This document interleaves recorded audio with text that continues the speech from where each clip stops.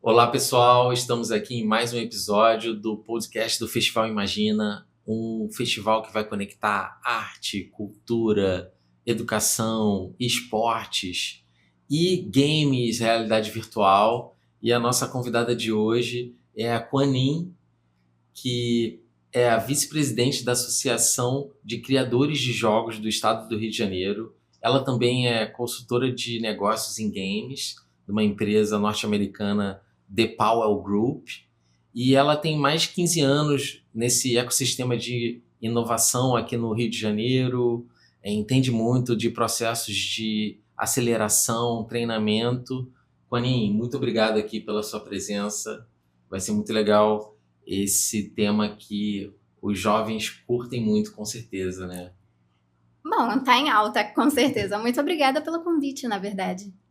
Então, Quan Ninh, eu queria começar assim, uma visão minha, que eu trouxe até aqui o nome do meu estúdio, Techne Studio. Se vocês podem fazer um Google aí, vai ver o jogo que a gente está produzindo. A gente está fazendo o nosso primeiro jogo no Roblox, que é o Amazon Heroes. E, assim, a indústria de games é a maior indústria do mundo. Superou a música, né? O cinema. Dentro do entretenimento, é a que movimenta uma economia maior. Mas eu tenho uma visão de que isso ainda é muito pouco incentivado, explorado. No Brasil, no Rio de Janeiro, temos estúdios grandes aqui, né, no Brasil, Sim. Mas são poucos os cursos de graduação relacionados a games, né? E queria entender assim, qual o papel da associação e a sua visão assim, sobre a indústria de games que, ao meu ver, ainda precisaria engrenar e tem muito potencial para a gente entrar nesse mercado, né, nessa grande economia. Tá. Bom, primeiro eu gostaria de falar sobre a indústria, um panorama geral, assim. Vamos considerar que é uma indústria que existe 40 anos. É uma indústria nova. Assim, o videogame, ele surgiu posterior ao computador, posterior a muitas outras coisas, e pode ser tipo um bebezinho em relação a outras indústrias. Se comparar com agro, por exemplo, ou construção, então tá em fralda ainda. Ao mesmo tempo, nesses últimos 40 anos, ela consistentemente vem em crescimento até esse ano. Na verdade, esse ano a gente está num crescimento menor do que o ano passado. Ano passado era 20% e o último crescimento é de 12%. Então, que é uma coisa normal e esperável, porque uma indústria que cresceu tanto, de uma forma quase, de uma progressão quase linear, né, ou quase exponencial durante a última década, pelo menos, em algum momento vai descer. Em algum momento a gente vai chegar num equilíbrio. Então, sim, a indústria de games é uma indústria que produz bilhões, muito dinheiro, muitas pessoas engajadas no geral, mas a gente tem, como um país em vias de desenvolvimento, né, como um país do sul global, a gente tem a mesma questão de qualquer outro ecossistema do sul global, que ainda está em desenvolvimento. Uhum. Então, nosso ecossistema de games, ele não é maduro o suficiente para dizer que tem um setor industrial altamente produtivo, altamente vibrante, cheio, enfim. Então, isso é mais ou menos o panorama geral. Já aqui no Brasil, a gente tem aproximadamente 1.000 empresas no Brasil. No Rio de Janeiro dentro da associação, a gente tem 80 associados já. Então, são 80 CNPJs que estão junto com a gente. É menos de 10% assim, da indústria nacional, assim. Sim, mas considerando que o Rio de Janeiro é um dos estados que tem mais CNPJs e mais empresas de games dentro do país. Inclusive, as empresas mais antigas de games, os CNPJs mais antigos de games, são aqui do estado do Rio de Janeiro. Que interessante. E é muito, muito interessante, especialmente porque São Paulo tem uma atividade muito grande em relação aí ao redor de games. Mas em questão de história, o Rio de Janeiro fez primeiro, né? Teve essa vanguarda primeiro. E São Paulo depois ocupou esse outro lugar do cenário que a gente está vendo atualmente. Então, sim, é uma indústria muito rica. Não, a gente não está aproveitando o suficiente. Não tem incentivo para os profissionais e estudantes ou interessados na área. Tem muitas poucas, tanto leis quanto políticas públicas para isso. A gente pega algumas políticas do audiovisual para justamente nos ajudar, e algumas políticas tanto da cultura quanto da ciência e tecnologia. Então, dentro do marco legal de games, que foi feito há 1 ano, que foi escrito por nosso presidente, de fato, marco legal de games federal, né, que foi aprovado, ele determina que jogo eletrônico, ele é tanto ciência e tecnologia, quanto cultura ao mesmo tempo. Legal. Então, essa é uma das formas de a gente se posicionar justamente nesse contexto de uma indústria que ainda está para ser desenvolvida, que ainda está num caminho de experimentar ter o jogo brasileiro sendo jogado pelos brasileiros. A gente não tem isso ainda, mas esperamos que seja em breve. Pô, que bom, boa notícia essa, muito recente, porque os editais de games estão sempre muito atrelados aos editais de audiovisual, Sim. né? E acaba competindo ali e estando até menor, né? E talvez, quem sabe, a gente tenha uma política e editais específicos de game. Eu tô sabendo que o Rio de Janeiro tá vendo isso, né? Tanto o Estado quanto a Prefeitura tá saindo editais também. E qual o seu papel na associação? Como que a associação está ajudando esse ecossistema de games aqui no Rio de Janeiro? Ok, é só uma questão. A secretaria, na área, acho que foi a Secretaria de Cultura no âmbito federal, ou seja, o Ministério de Cultura, ele declarou no final do ano passado que estaria a partir desse ano fazendo outras ações para o incentivo da indústria de games. Não são ações de necessariamente grande peso em questão de orçamento, mas sim da disseminação e da capilarização do orçamento para captar justamente pessoas que não têm possibilidade de estar perto da indústria de games e poder aproximar. Então, a gente está esperando que 2026, 2027 sejam anos de muito desenvolvimento no país. Isso é uma coisa esperada. E dentro desse desenvolvimento, na associação, o nosso papel principal é o advocacy.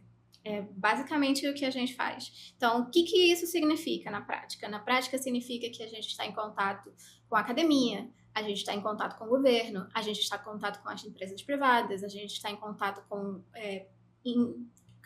organizações e indústrias de outros países, justamente para fortalecer a indústria local. Então, por exemplo, das coisas que a gente faz, tem 3 tipos de evento, que um evento de formação. Então, a gente traz pessoas mais experientes, vamos dizer assim, dentro da indústria, para falar com nossos associados, para falar com o público geral também. O ano passado a gente trouxe Heather Chandler. Ela é uma produtora de jogos que tem mais de 100 jogos lançados, e entre eles Street Fighter. Ela que estava lá, atrás das câmeras. Então, tipo assim, foi uma experiência muito interessante, porque produção, muitas vezes, é um tema negligenciado na hora de se fazer um estúdio, se criar um jogo novo. Então, temos formação, temos exposição. Então, a gente faz, periodicamente, eventos para expor os jogos dos nossos associados, ou jogos locais. E temos... Tá faltando um. As Game Jams. São as Game Jams? As Game Jams estão dentro de formação, na verdade. Mas sim, faz parte. Então, as Game Jams tem sido um mecanismo, principalmente, para a gente conseguir atrair mais público, para a gente conseguir atrair público que não necessariamente é endêmico da indústria. Então, já fizemos Game Jam não só nas faculdades, que a gente apoia todas, né? Quanto na prefeitura, quanto em outros espaços públicos. E a gente apoiou também a Game Jam da COR, do Centro de Operações do Rio. E o ponto é justamente, por exemplo... Conin, você podia explicar para quem não tá no universo de games o que é uma Game Jam? Ah, sim, desculpa. Uma Game Jam, basicamente, elas nascem, pode-se dizer, ou é o primo do hackathon. Para quem conhece hackathon, a forma mais fácil de entender seria uma Game Jam. Só que a Game Jam, ela tem uma particularidade que, é em 48 horas, geralmente no final de semana, e geralmente online. Então, a tradição de Game Jams, especialmente para pessoas que não estão na indústria ou querem experimentar como que é fazer um jogo, elas conseguirem se enturmar com outras pessoas, achar outros parceiros, outras carreiras, outras formas de lidar com o jogo e produzir um jogo em 48 horas. Então, tem premiação, tem várias Game Jams mundiais que são muito famosas, como a Global Game Jam, que tem todo no início do ano. A gente tem uma empresa aqui no Rio de Janeiro que chama Indie Hero, que é nosso associado.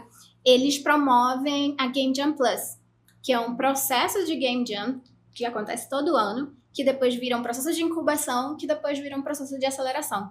Então, daí vem muitas pessoas que não imaginavam que poderiam trabalhar com games, se encontram em esses 2 dias dizendo, uau, eu nunca imaginei que isso poderia dar fruto, que as coisas que eu gosto ou eu quero podem ser úteis. E eu acho que, nesse sentido, a Game Jam tem um papel primordial, que é essa educação social. Essa educação de como que é o ecossistema, de como que pode se tornar também, não só como ele é, mas também como se pode se tornar. No caso da Game Jam Plus, ela existe em mais de 50 países hoje, então não só é uma empresa brasileira do estado do Rio de Janeiro, como é uma empresa internacional que promove jogos e novos desenvolvedores pelo mundo todo. Maneiro. Vou ver se eu consigo participar aí da próxima. Seria muito legal. Dessa moral. E aí, queria até conectar, agora que você explicou assim o que é Game Jam, isso é uma coisa que está restrita ao pessoal que está na graduação já, porque você é minha colega de design da UFRJ. Sim.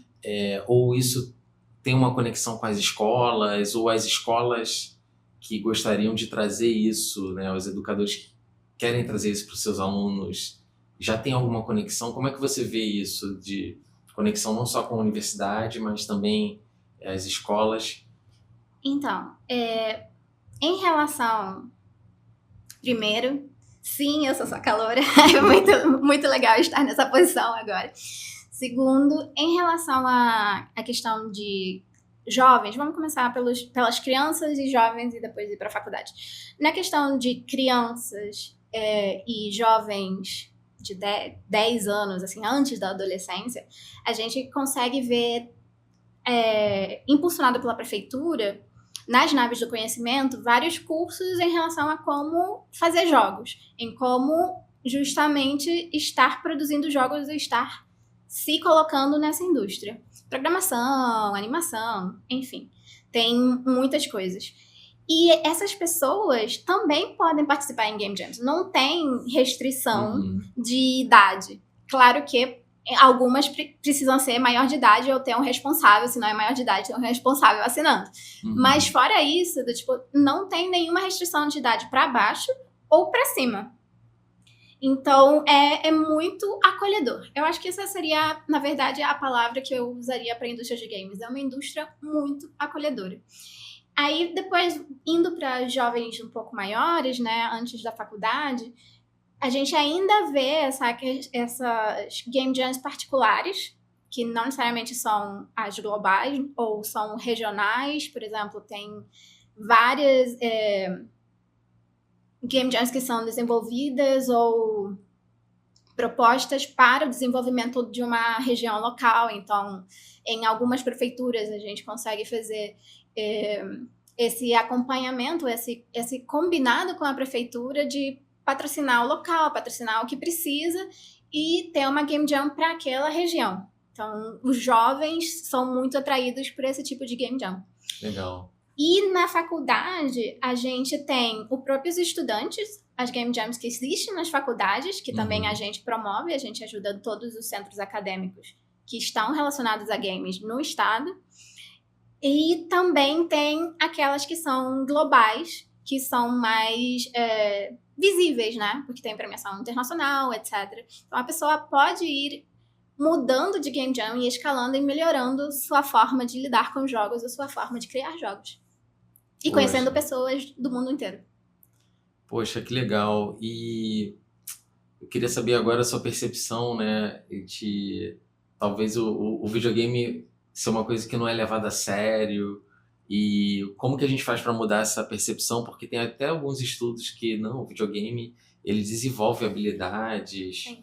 Eu não sei se os educadores, às vezes, ficam meio receosos de como aplicar, né, isso dentro da escola. E aí, existe um mercado também para jogos educacionais, quem quer trabalhar em direção a essas escolas que já têm um pensamento mais de inovação e trazer o game para dentro de sala de aula. Como é que você vê isso? Eu diria que a educação é justamente o lugar onde a gente tem mais possibilidade de aplicar jogos dentro da nossa indústria que ainda não está tão madura. Por quê? Porque tracionar uma indústria sobre os jogos de entretenimento é muito custoso. Um jogo de entretenimento minimamente de, 100 horas jogáveis, 200 horas jogáveis, é um orçamento parecido com um orçamento de um filme, não um orçamento pequeno. Então, é um investimento inicial muito alto. Já um jogo menor, especialmente, a gente chama isso de jogos aplicados ou jogos sérios, que a finalidade não é o entretenimento, senão que muitas vezes a finalidade é conscientização, educação, política pública, enfim. Eles têm um escopo menor, geralmente têm mecânicas mais reduzidas e são mais viáveis economicamente, sim. Então, muitas das empresas de jogos atualmente que estão conseguindo se beneficiar das políticas públicas, especialmente em ciência e tecnologia, é porque seus jogos são aplicados para a educação. Inclusive, em 2014, com o primeiro Tecnova, que foi feito aqui no Rio, foi financiado tanto pela FINEP quanto pela FAPERJ. No primeiro Tecnova, a gente já tinha empresa falando sobre jogo educacional e jogo aplicado à educação e jogo aplicado à seleção de personal, de RH. Então, a gente vê que realmente tem sido um espaço onde o brasileiro tem encontrado de unir as paixões, né? Uma necessidade de mercado e uma necessidade de expressão. Claro que a necessidade de mercado e a expressão precisam conversar juntas para dar um bom resultado. Mas sim, eu vejo a educação como uma coisa bem plausível. Agora, fazer um jogo educativo é muito mais difícil que fazer um jogo de entretenimento. Porque muito facilmente você faz um jogo educativo ser horrível, ser entediante. Então, exige uma criatividade, que eu acho que o povo brasileiro tem, é muito famoso por ela, de realmente transformar informação no ludus, em algo que seja lúdico, né? E dessa forma, a educação, acho que fica como a maior área possível. Educação e saúde são as maiores áreas para esses tipos de jogos aplicados. Em relação, você me perguntou sobre os professores, né? Já existem escolas e já existem lugares de ensino que utilizam jogos, aqui no Brasil mesmo, não estou falando de fora, que utilizam jogos como ferramenta de educação. Cada vez vem mais comum por uma questão de que o espasmo de atenção das crianças e adolescentes agora é cada vez menor. Então, o jogo, de alguma forma, combate, né, essa questão do espasmo reduzido de atenção. E algumas escolas privadas, particulares nesse momento, elas têm, como se chama? Não só aula de programação ou projeto de fazer jogo, mas também laboratório de pesquisa em jogo, também jogo dentro da sala de aula. Então, tem laboratório maker, são várias outras atividades que se relacionam com o que a gente pode chamar profissões do futuro, que é também jogos está nas profissões do futuro. Muito legal, Clanin, essa coisa dos jogos educativos, porque talvez esteja aí uma estratégia boa para as empresas começarem também, né? Porque essa indústria do entretenimento, fazer esses jogos que eles chamam de AAA, né? Que tá na Steam, que são jogos muito caros de serem feitos, tem que ter uma equipe enorme e talvez uma estratégia boa de mercado mesmo, de empresas pequenas que estão começando, empresas mais jovens, de entrar nessa questão do treinamento, do serious games, para começar os seus negócios. Né? É um dos caminhos que geralmente as empresas utilizam. O outro é prestação de serviços. Então, temos muitas empresas aqui no Rio que elas prestam serviço para empresas dos Estados Unidos ou da Europa ou em outros lugares, acho que na Índia também, justamente nesse serviço de desenvolvimento, criação, arte. Então, são contratadas para fazerem as funções. Então, temos muito brasileiro trabalhando na indústria de jogos que a gente não sabe. Tem muito jogo feito por brasileiro que a gente não faz ideia. Tem, inclusive, estúdio que fez jogo aqui no Brasil com mãos brasileiras, que toda a publicidade é em inglês e ninguém imagina que foi um jogo brasileiro. Isso é feito muito interessante, porque é nossa produção que está no mundo, mas não necessariamente nosso crédito que está no mundo. É, muito louco. Não é visto o Brasil como um polo de criação de jogos. Não, e comparando assim, eu que estou desenvolvendo o jogo para Roblox, a comunidade brasileira no Roblox é a segunda maior do mundo. Né? Tem muitos jogadores aqui. Acho que estamos em 87,2% da população brasileira joga alguma coisa. Então, e dentro disso que você falou, uma coisa que queria que você falasse um pouco, que até eu agora, entrando nesse universo de games, estou vendo que existem muitos tipos de trabalho dentro da indústria de games e as pessoas nem se dão conta, né? Você pode dar um exemplo assim de que áreas, que profissões estão envolvidas dentro assim de uma empresa de games ou da indústria de games como um todo? Sim, acho que a gente associa muito o desenvolvimento de games com o desenvolvedor, né? Aquela pessoa que está programando, fazendo um jogo. Mas, na verdade, games é uma indústria transsetorial. Então, você tem contador, que é especialista nos contratos de game, como se chama? Advogado, ou escritório de advocacia, que é especialista em propriedade intelectual e compra internacional ou contratos internacionais por conta da indústria de game. A gente tem, por exemplo, todas as outras coisas que são relacionadas a fazer um jogo que não são tão vistas. Roteiro. Então, pessoas que escrevem bem, cientistas, por exemplo, se tem um tema específico no roteiro, muitas vezes a gente vai precisar de acadêmicos específicos para falar sobre esses assuntos. Já vi jogo sobre bactérias. Então, tinha uma pesquisa por trás de como que essas bactérias funcionavam e criar as mecânicas de uma forma que se relaciona com a realidade. Aí vemos toda a parte de arte, animação, que são coisas mais comuns, vamos dizer assim, mas o resto é só uma pessoa de design que trabalha com inovação e tô na área de jogos, assim, eu acho que qualquer coisa que você queira fazer, sendo direcionado para jogos, tem um espaço para você na indústria de jogos. É uma indústria complexa e com todas as dores e delícias dela, mas ela precisa de profissionais em todas as áreas possíveis. Então, nesse sentido, é muito interessante. E você hoje, assim, pensando na nossa realidade aqui do Rio de Janeiro, eu sou um jovem estudante, ainda não sei o que eu vou prestar para o vestibular, como que ele pode transformar a paixão de games dele numa profissão, qual é o caminho, e o que os estudantes podem fazer na escola, até nesse cenário que os educadores também estão pensando em plano de carreira, em trazer aulas eletivas, que é um conceito de universidade que agora é muito legal ver as escolas estão incorporando esse conceito. Como é que os estudantes também podem estimular para criarem esse caminho para eles conseguirem, no futuro, escolher uma carreira que tem a ver com a indústria de games?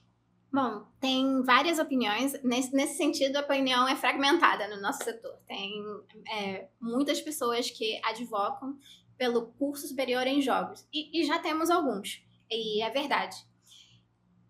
Já eu, particularmente, como um ser humano, um indivíduo separado de todas as questões políticas e relacionais, eu considero que jogos é uma carreira muito mais voltada para uma pós do que uma carreira para uma primeira faculdade. Uhum. Do tipo, se você tem a paixão de jogos, entender o que te apaixona de verdade pelo jogo, seria o primeiro passo para entender o que você quer fazer. Então, tipo, tem gente que se apaixona procurando erro no jogo. Assim, pessoas que passam horas e horas e horas tentando fazer dar bug.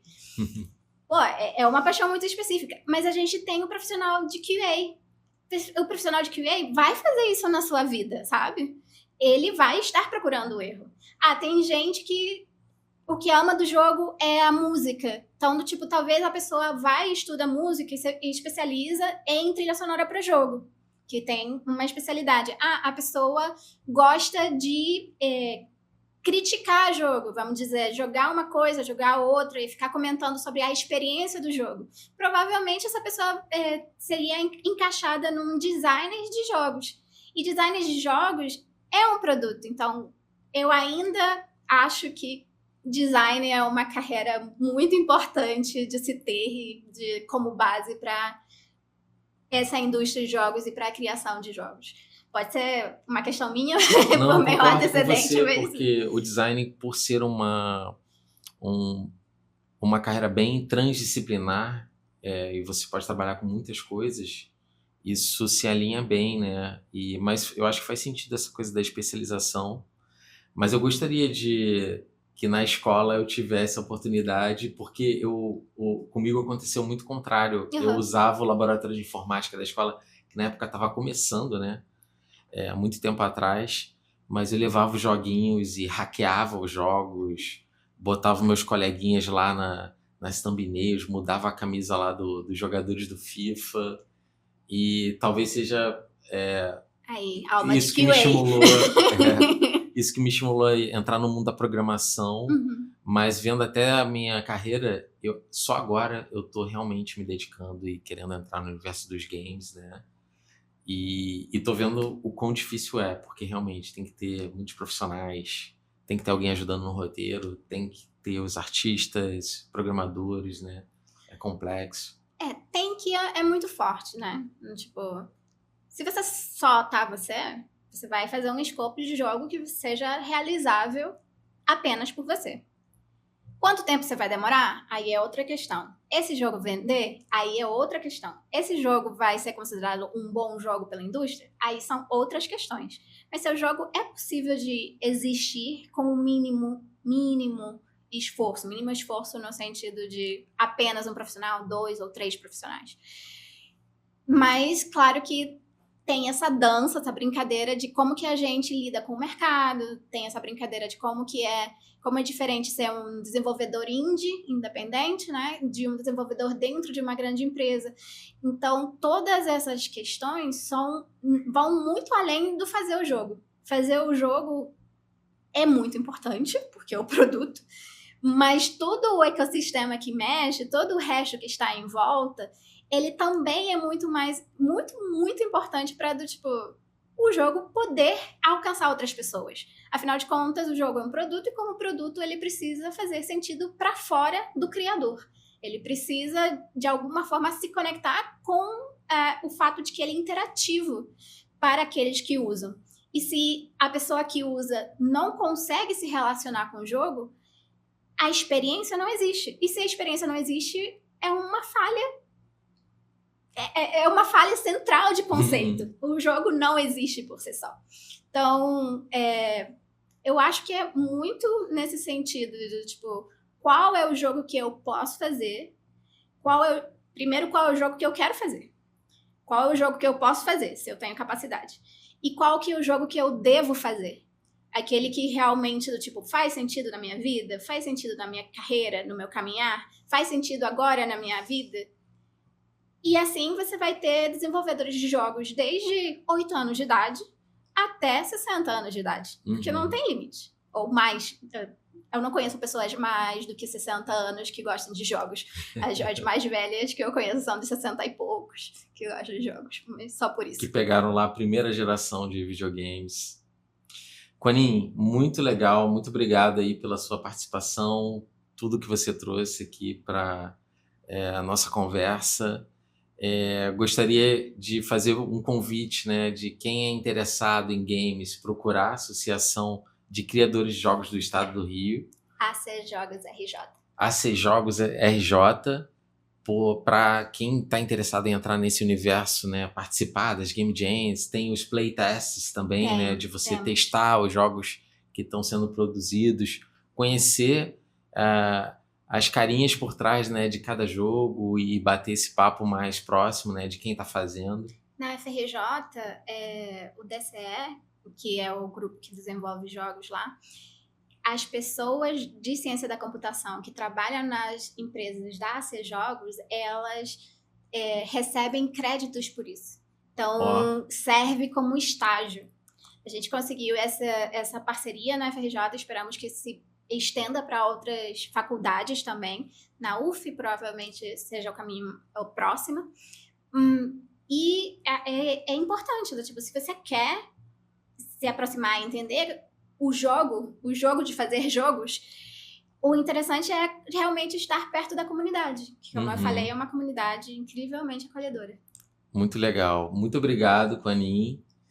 E fazer agora um convite para vocês. Dia 30 de maio a gente vai estar lá no Parque Madureira com o Festival Imagina.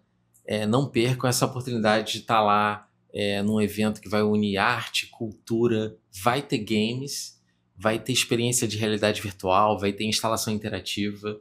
Então é uma maneira também de vocês se divertirem, entrarem no mundo dos jogos junto com a gente. E além disso, dança, teatro, música, vai ser muito legal. Você está convidada também, Quanin, de chegar lá e participar do festival. Estarei com Valeu, certeza. obrigado. Obrigado a vocês por estarem assistindo e até logo.